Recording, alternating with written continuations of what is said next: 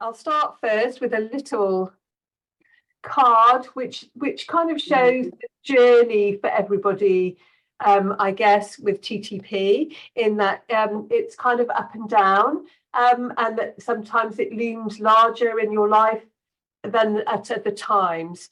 And I was saying to Joe how important and how marvellous the TTP network is, and how incredibly useful all the things that it comes up with are. I think having a chronic illness is made all the more difficult because you have something that is very rare and most people don't know what it is. So that makes it all the more difficult to have to explain why you need help or assistance or benefits or other kinds of support. So obviously this TTP leaflet is absolutely marvellous and invaluable, and gives, you can just give it to people and say, this is what's the matter with me, this is what's happening to me.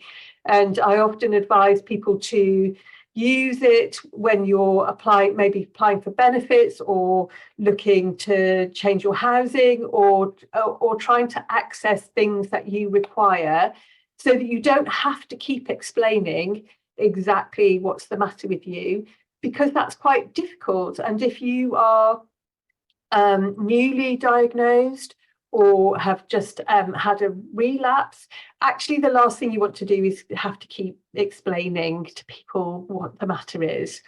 They also produce a very good leaflet for employers, again, so that you can give this to your employer or your HR department. So again, you don't have to keep explaining what your diagnosis is.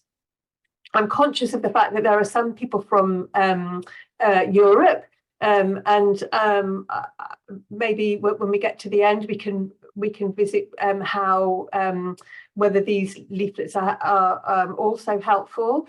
There's the TTP network produces a little plastic clinical alert card that explains that you have a rare, serious illness, and that so that you can take that to casualty departments or hospitals. And Joe was saying at the beginning, before we started, that they now have a digital form of that which can be downloaded from the website. So the main thing, I guess, for everyone throughout your journey, wherever you are in your journey, is a little bit of support. That everybody needs support in one way or another. And I guess that starts with hospitals, the clinical nurse specialists that you first meet, and the medical staff that you first meet in your hospital. Now, obviously, there are the 10 specialist units in the country, in Britain, but that, in England,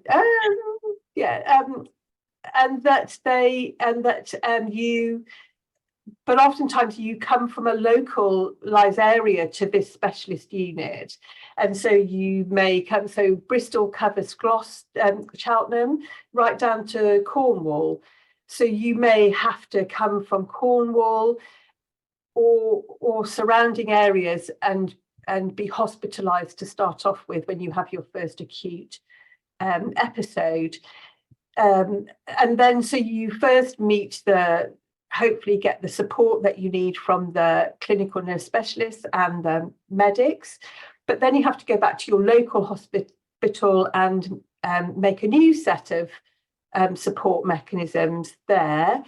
But hopefully you know that you can always come back to that specialist unit for advice or support, be that by email or by phone. part of the commissioning in Britain was the fact that every specialist unit had to have a psychologist on staff, and so they are there for, again, every part of the journey as such. So when you're first diagnosed, that first traumatic, trying to get through the idea of how your life will change, because undoubtedly it does change, and how you can find a way of navigating that change, and how you go forward.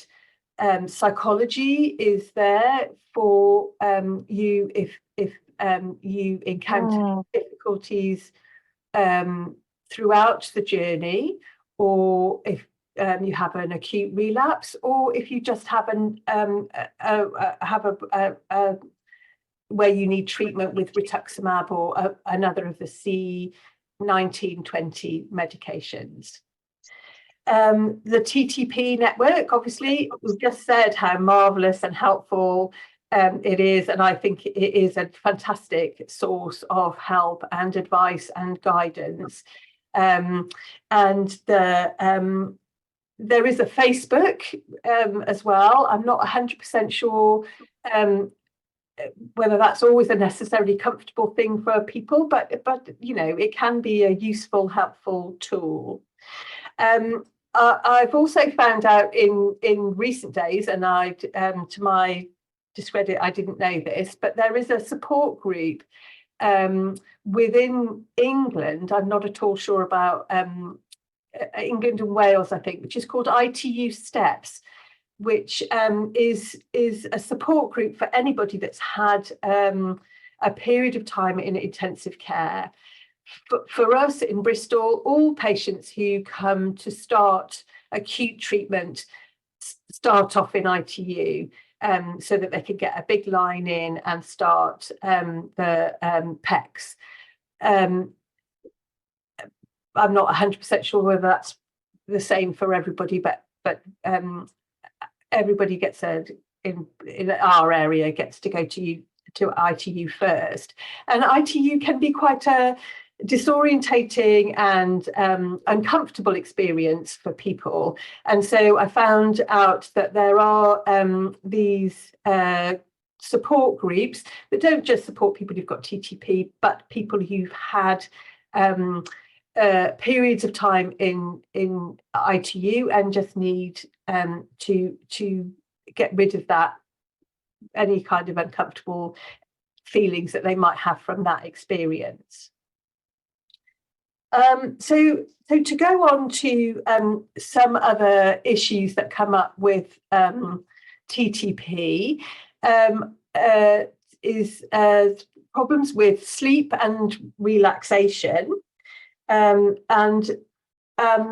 So those people are having a nice little sleep, but oftentimes it's quite hard to relax, especially if you are on medication. When you first start out, if you're on high doses of steroids, it can be an uncomfortable and difficult experience trying to sleep. Also, I'm sure most people would say that if you fall asleep and then wake up in the early hours of the morning or the wee small hours of the morning, it's the anxieties kind of surface, and the concerns that surface tend to make you wakeful. If you are on steroids, they suggest that you take your medication as early in the day as you can, with breakfast maybe, so that the wakefulness that you have with them doesn't intrude on going to bed. That said, a lot of people say that the high doses of steroids will make them wakeful and busy, but not necessarily able to, you know, clean out a cupboard, or they're just on pins and can't just relax. So things like warm showers or warm baths, warm milk, lavender, chamomile tea, not taking too much caffeine too late, sleeping with maybe listening to a story or a podcast or something relaxing. I think mainly maybe children's stories. Maybe they might think about Winnie the Pooh or, I don't know, 101 Dalmatians or something that's just kind of relaxing, and somebody talking in a nice melodious fashion can sometimes help you go back to sleep. And then I guess a bit like the advice that people always used to give people when they were first new mothers was that if you get an opportunity to have sleep during the day, then do that. Fatigue, I think, is an overwhelming part of the process of TTP, and even after getting over the acute stage, a lot of patients say that the fatigue is the most troubling side effect of the whole disorder. And there's no magic answer to fatigue, unfortunately. I think it's trying to do more things when you feel less fatigued and do less when you are fatigued, and to try not to get hung up on things that you haven't done. When you feel that you have more energy, to try and maybe get things done that you wouldn't necessarily have done in the first originally.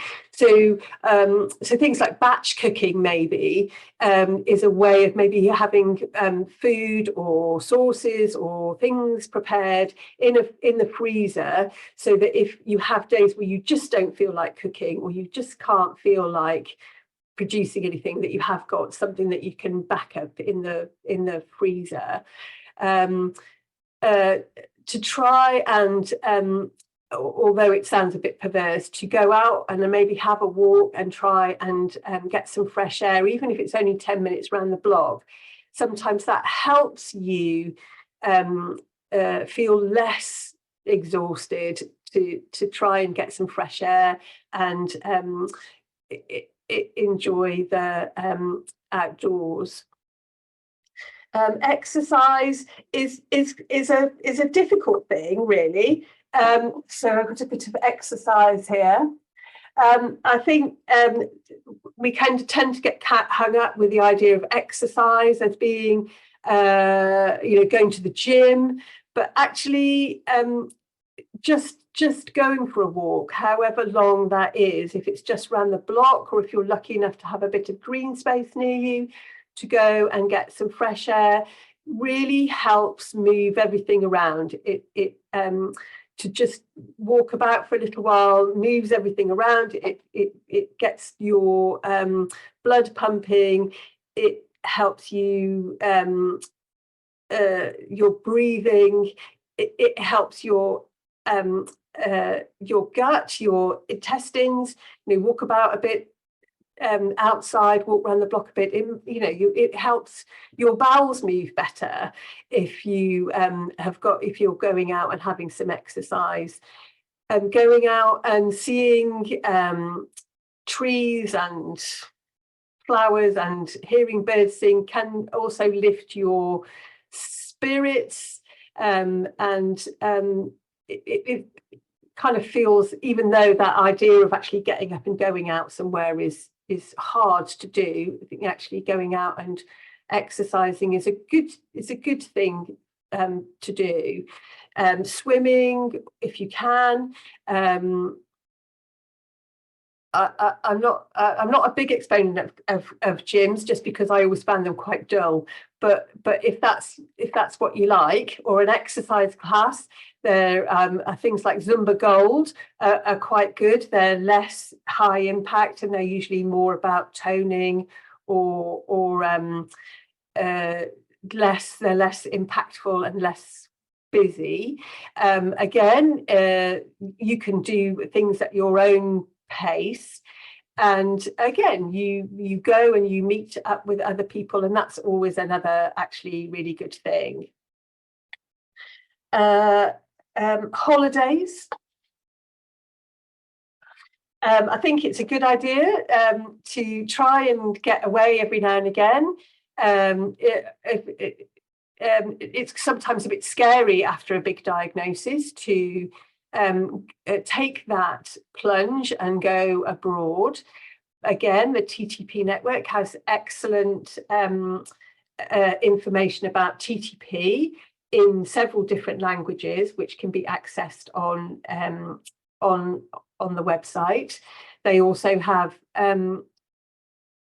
advice, or they have certain amounts of insurance companies who other people have used and recommended. They obviously won't recommend an insurance company, but there are insurance companies online that you could try if you would like to do that.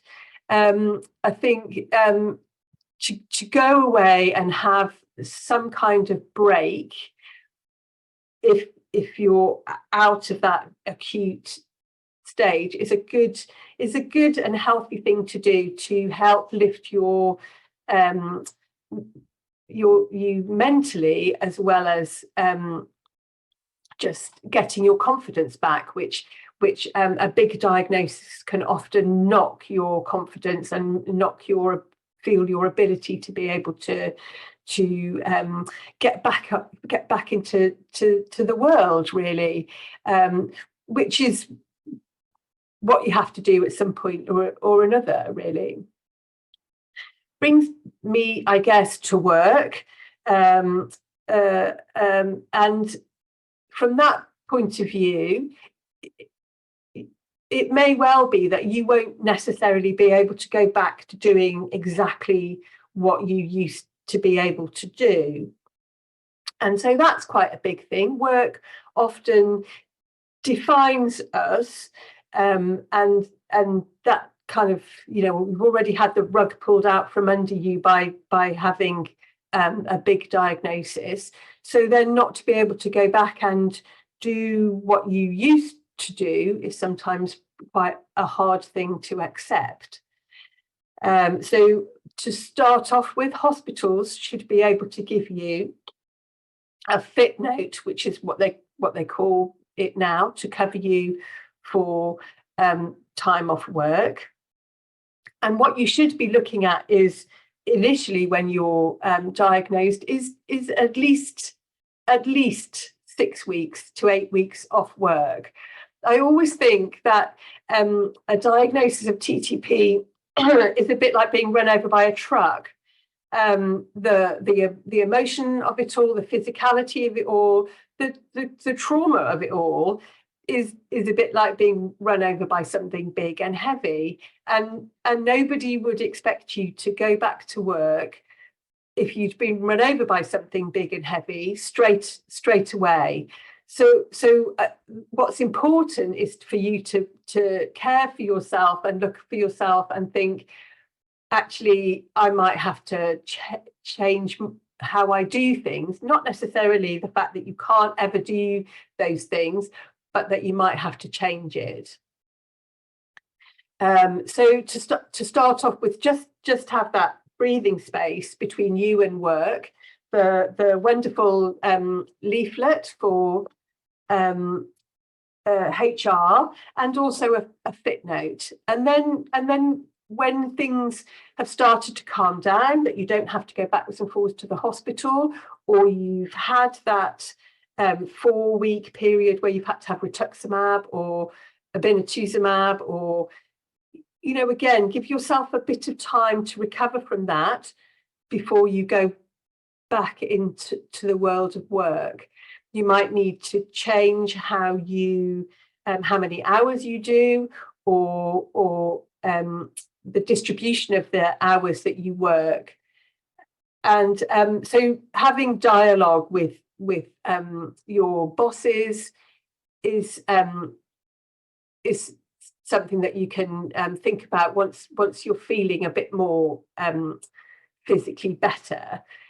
There's clinical nurse specialists or the medics can write you supportive letters and explain the situation with work, and you might need to, I guess it depends whether you are office based, but maybe you could negotiate working at home more, or changing hours.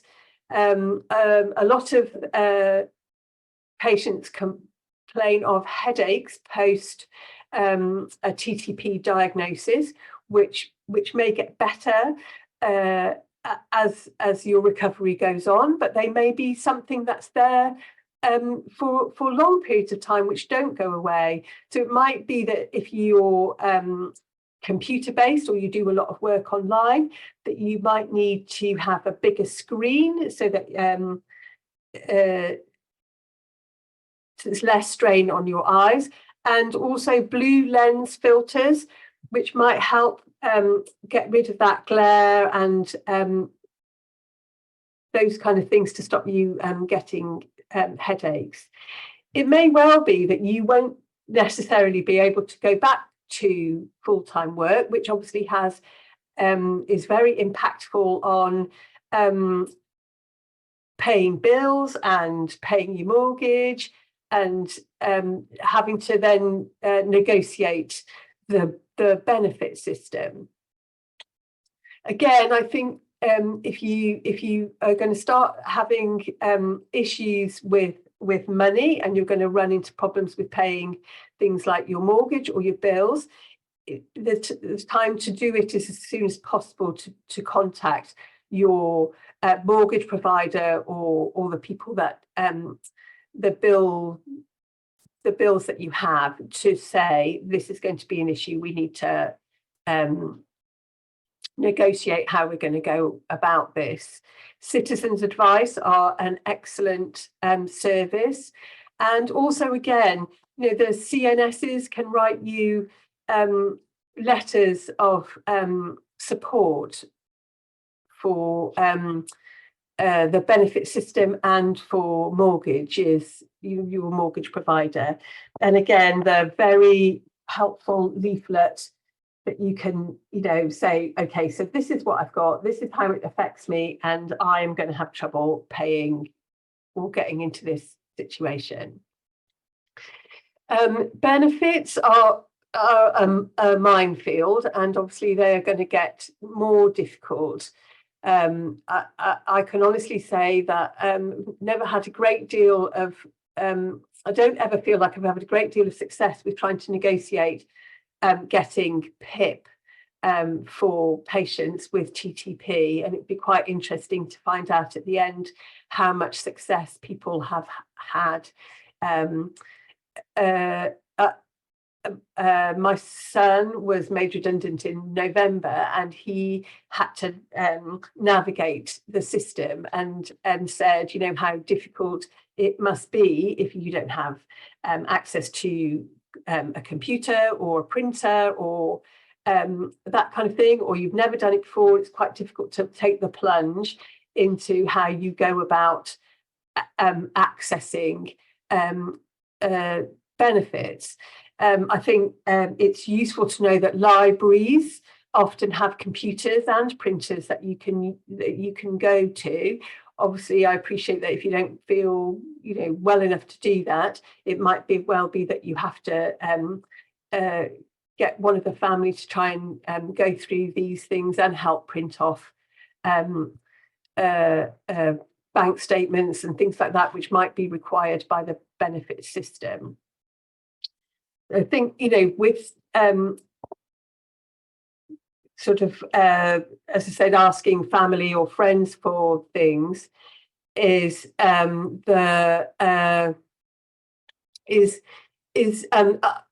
if you're in the acute situation, or or if you needed rituximab for 4 weeks, and then you're kind of recovering from the rituximab or the inotuzumab afterwards, it is vital to kind of reach out and say, can you help me? It's time to pull in all those favors. So asking people to do picking up children or taking children to school, or picking up school, or looking after children on in service days, or doing shopping, or people often come round and ask if there's anything that they can do. So that's the time to say, actually, would you mind sticking the washing on, or would you mind putting the washing out for me, or could you, actually, I don't feel like cooking this evening, could you make me, a meal, or when you make a meal, could I just have a little bit that's frozen and I can stick in the freezer. Again, I think it's really, it makes you feel a bit vulnerable, and I think oftentimes if you're used to being independent and kind of juggling lots of plates, then all of a sudden you're not. I think you just need to. It's part of it is just to be able to say, I really need a bit of help at the moment, and it's the kind of thing that, like I say, you might need someone to just put the washing out for you, or run an iron over stuff, or those kind of things. I kind of feel like I'm babbling a bit, but I hope I'm getting there. So I guess relationships is another thing, and families.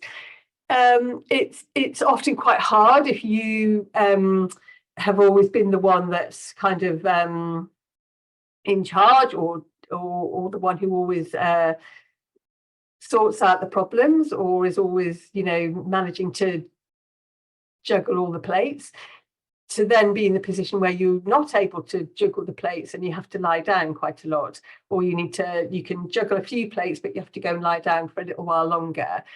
I think the thing to do is to try and communicate as much as possible, even again, if that makes you feel slightly vulnerable, that you need to say how you feel, and that the concerns that you have, so that people can support you and help you. The opportunity to go and have a coffee with somebody, and be able to say, when people say, how are you, instead of saying I'm fine, you can say, actually, I feel terrible, I feel really awful, and have a good cry, or just to be able to, or even to, I don't know, shout somewhere, is an important thing.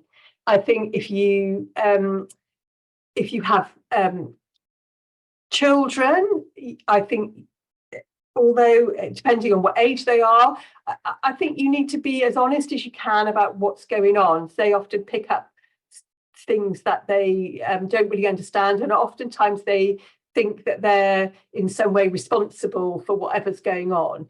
So you don't have to, you just have to say, well, I'm going to hospital, I'm going to, this is what's going to happen, and I'll be back, or it's just making sure that everybody, there isn't kind of long silences, or people stop talking the minute people come into the room, or because people can feel stress and anxiety, and it just makes you it makes more issues. So eating well is a very important thing, but obviously again we're experiencing high prices, and oftentimes fresh vegetables and fruit are quite hard to get come by. So that, to go back to batch cooking, that's quite a good way of stocking up on food. Tinned fruit and tinned vegetables, frozen vegetables and frozen fruit. You can often get frozen fruit more in higher quantities, and obviously you can store it for longer, as you can do with cans. I appreciate that actually sometimes it's quite a journey to go to a supermarket, and that actually what's closer to you is the local shop, which is perhaps more expensive. So it may be to try and again get somebody to say once every couple of weeks or once a month, give you a lift to somewhere that you can do a big shop and have more just trying to think their own brands as opposed to named brands, again, might be cheaper and more able to bring home and use more. Obviously, if there's more problems with incomes, there are food banks. Oftentimes there are churches do community cafes or have lunches once a week for people. So again, sometimes those things, although it might feel a bit odd to go to, you can access those and maybe meet other people and talk to people and widen your support mechanisms by making other friendships. So, and I've just noticed about my memory, which is often an issue with TTP. So, and that, I think, maybe you can have things like phone prompts, calendars. I have calendars. I've got calendars in every room, and I've sticky list things, which I also find very helpful. I think, trying to think now. So yes, I think I'm coming to the end. So I think from the point of view of where your specialist centre is, that once you've had your initial acute episode in your specialist centre and then you go back to your more local centre, that you maybe feel a bit far away from the specialism. So again, I think it's making sure that you keep in touch with the TTP network, because they have access to lots of information about trials and also new medication coming up. At the moment, I don't think there's any. So we still have the caplacizumab. So apart from rituximab, we use obinutuzumab.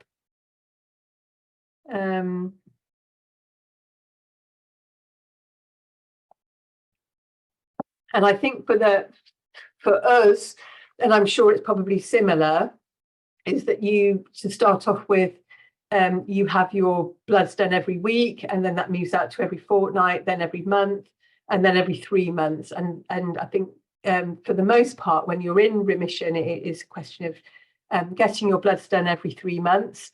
And then if there's a hint of it going down, it's done more often. The ADAMTS 13 going down, it's done more often. I think that you need to be confident in how you feel. So oftentimes people know that they don't feel quite right and something's not quite right. So I think you need to feel that you're able to go back and